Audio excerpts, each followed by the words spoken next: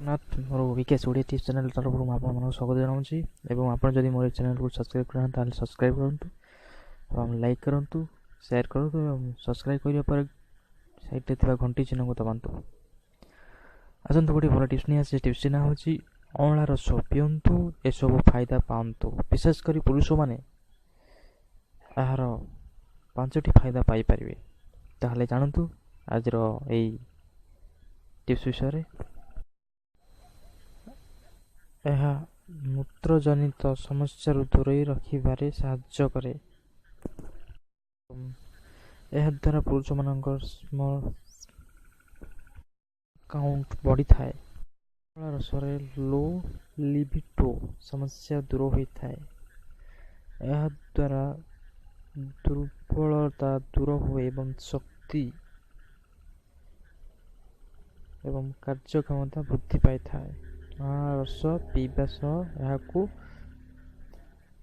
ଧ୍ୟାନରେ ନିଶ୍ଚିତ ରଖନ୍ତୁ। ଏହାଦ୍ୱାରା ଦୁର୍ବଳତା ଦୂର ହୁଏ ଏବଂ ଶକ୍ତି ହୁଏ। ଅଁଳା ରସ ପିଇବା ସହ ଏହାକୁ ଧ୍ୟାନରେ ନିଶ୍ଚିତ ରଖନ୍ତୁ। ଅଁଳା ରସ ପାଣି ପିଇବା ଦ୍ୱାରା ଖାଲି ଅଁଳା ରସ ପିଇଲେ କୋଷ୍ଠକାଠିନ୍ୟ ରୋଗରୁ ମୁକ୍ତି ମିଳେ। ଏଠାରେ ପୁରୁଷମାନଙ୍କର 5ଟି ଫାଇଦା ମିଳିଥାଏ। ତ ଏହା ଜାଣିଲେ ଆମେ ଅଁଳା ରସର ବିଷୟରେ। ତ ଆପଣ ଯଦି ମୋର ଏ ଭିଡ଼ିଓକୁ ଦେଖୁନାହାନ୍ତି ତାହେଲେ ଭିଡ଼ିଓ ଦେଖନ୍ତୁ ଏବଂ ସବସ୍କ୍ରାଇବ୍ କରନ୍ତୁ, ଲାଇକ୍ କରନ୍ତୁ ଏବଂ ଭିଡ଼ିଓକୁ ସେୟାର କରନ୍ତୁ। ତାକି ଯେତେବେଳେ ଆପଣ ସେୟାର କରୁଛନ୍ତି ଆପଣ ବନ୍ଧୁବାନ୍ଧବମାନଙ୍କ ପାଖକୁ ଯାଇପାରିବ ଏବଂ ସେ ବି ଏହାର ଫାଇଦା ପାଇପାରିବେ।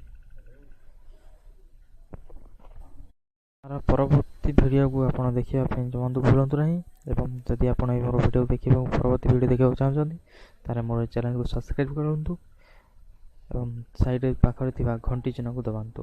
ଏହାଦ୍ୱାରା ମୁଁ ଯେବେ ବି ଭିଡ଼ିଓ ଅପଲୋଡ଼ କରିଥିବ ଆପଣଙ୍କ ପାଖରେ ତୁରନ୍ତ ପହଞ୍ଚିଯିବ ଏବଂ ତା'ର ଫାଇଦା ଆପଣ ନିଶ୍ଚିତ ଭାବେ ପାଇପାରିବେ। ଏବଂ ସେୟାର କରନ୍ତୁ, ତା ସଙ୍ଗେ ସଙ୍ଗେ ଆପଣ ବନ୍ଧୁମାନଙ୍କୁ ମଧ୍ୟ ଏହାର ସୁଫଳ ପାଇପାରିବେ।